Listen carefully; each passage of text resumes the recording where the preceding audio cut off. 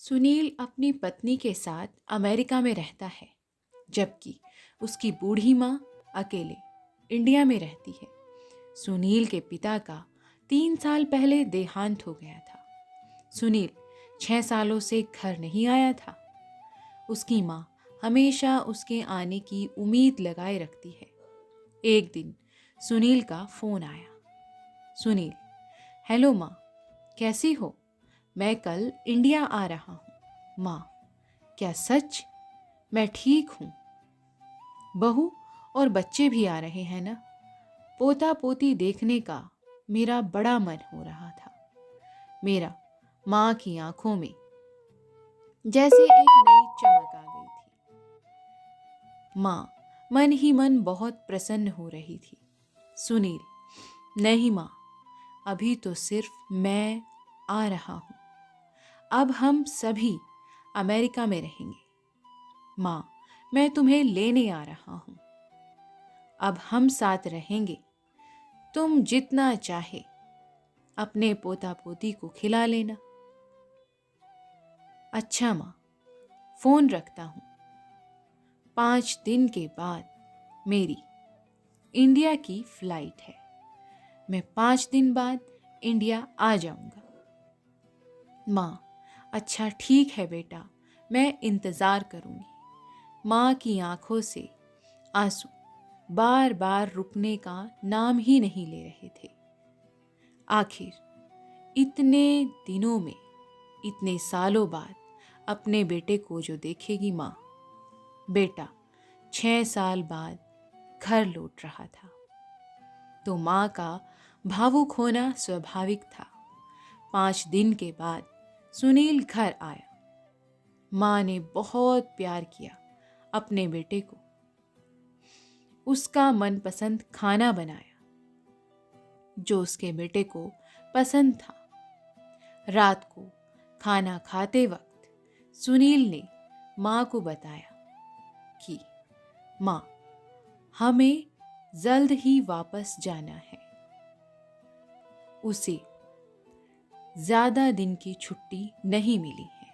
माँ, जितना जल्दी हो सकता है मैं वापस चला जाऊंगा। सुनील ने माँ को कहा, माँ, जितना भी पैसा जेवर या तुम्हारे पास कीमती सामान है बांध लो। हम 2 दिनों के बाद दोनों ही अमेरिका चलेंगे। और हाँ माँ,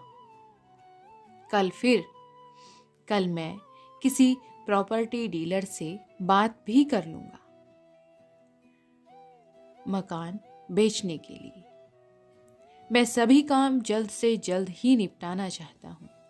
माँ: बेटा, मकान क्यों बेचना है? ये तुम्हारे पापा ने बहुत प्यार से बनवाया था। यहीं पर तुम्हारा जन्म हुआ था और तुम्हारा यहाँ पर बचपन भी बीता है। बहुत सी यादें हैं इस मकान से।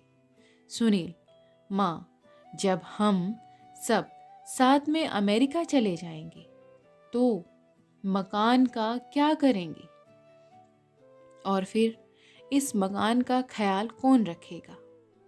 ये तो माँ हमें बेचना ही पड़ेगा। बेटे की खुशी में ही माँ की खुशी थी। इसीलिए माँ बेटे के लिए राजी हो गई मकान बेचने के लिए। बेटे ने मकान अच्छी कीमत पर बेच दिया और अब सब कीमती जेवर सामान बांध लिया था।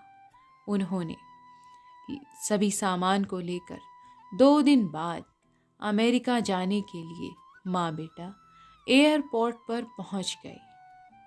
एयरपोर्ट पर सुनील ने अपनी माँ को एक कुर्सी पर बैठा दिया और कहा कि थोड़ी देर में टिकट और फ्लाइट के बारे में पूछ कर आता हूँ माँ। माँ, तुम यहाँ बैठो, मैं कुछ समय के लिए जाता हूँ, टिकट के बारे में जानकारी लेकर आता हूँ और फ्लाइट कब है इसके बारे में जानकारी लेकर आता हूँ। 1 घंटा बीत गया लेकिन सुनील नहीं आया। तभी एक एयरपोर्ट के कर्मचारी ने बूढ़ी माँ को बैठे देखा तो पूछा, माँ जी, आप किसी से मिलने आई हैं क्या यहाँ? माँ, नहीं बेटा, मेरा बेटा अंदर टिकट और फ्लाइट के बारे में जानकारी लेने के लिए गया है। बस वो ही मुझे यहाँ बिठा कर गया है और मैं अपने बेटे का ही इंतज़ार कर रही हूँ। आज हम अमेरिका जा रहे हैं, मैं और मेरा बेटा। कर्मचारी, लेकिन अंदर तो कोई भी नहीं है और अमेरिका की फ़्लाइट तो माँ जी निकल चुकी है 30 मिनट पहले। अमेरिका की फ़्लाइट माँ जी 30 मिनट पहले जा चुकी है। कर्मचारी ने बेटे का नाम और पता पूछा और अंदर कुछ पूछताछ के बाद बाहर आकर माँ को बताया कि उसका बेटा तो जा चुका है अमेरिका, और कहा कि अब आप घर चली जाइए, आपका बेटा जा चुका है। इतना सुनते ही माँ की आंखों में आंसू बहने लगे। वो अंदर ही अंदर तड़प रही थी। किसी तरह माँ अपने बचे हुए घर के पते पर पहुंची। माँ ने जिस प्रॉपर्टी डीलर को उसके बेटे ने वो घर बेचा था, वो उसके पते पर धीरे धीरे पहुंच ही गई और रात को वहीं सो गई। जिस नए मालिक को वो घर बेचा था, सुबह वो आया और बूढ़ी माँ ने रोते हुए उसे अपना दुखड़ा सुनाया। मकान मालिक का दिल पसीज गया और उसने बूढ़ी माँ को एक कमरा किराए पर दे दिया। उसी का मकान और उसी को किराए पर दिया गया, एक कमरा। कुछ दिन बाद उस मकान मालिक ने सुनील की माँ को कहा, माँ जी, अब आप अपने किसी रिश्तेदार या सगे के पास जाकर रहिए, क्योंकि अब आपकी उम्र बहुत हो गई है। बेटा तो आपका आने से रहा और कोई तो अब तुम्हें चाहिए ही जो तुम्हारा ख्याल रख सके। अब आपकी उम्र इस तरह नहीं रही कि आप कुछ कर सके या आप अकेली रह सके।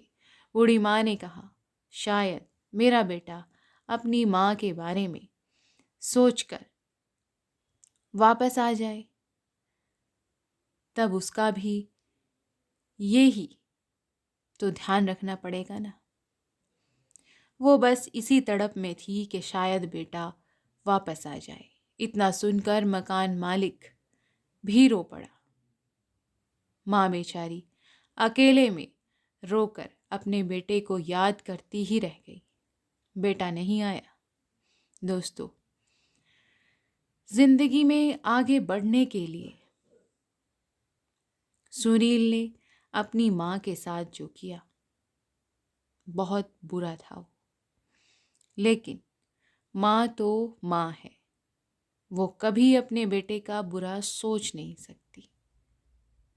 कभी भी उसका प्यार हमेशा अपने बेटे के लिए ऐसा ही बना रहता है। जो व्यक्ति अपने माँ बाप को खुश नहीं रख पाया, वो किसी काम का नहीं। और जो बेटा अपने माँ बाप को खुश रख पाया है, वो असली पुत्र है, वो है असली संतान, और वो ही है सही मायने में एक अच्छा इंसान।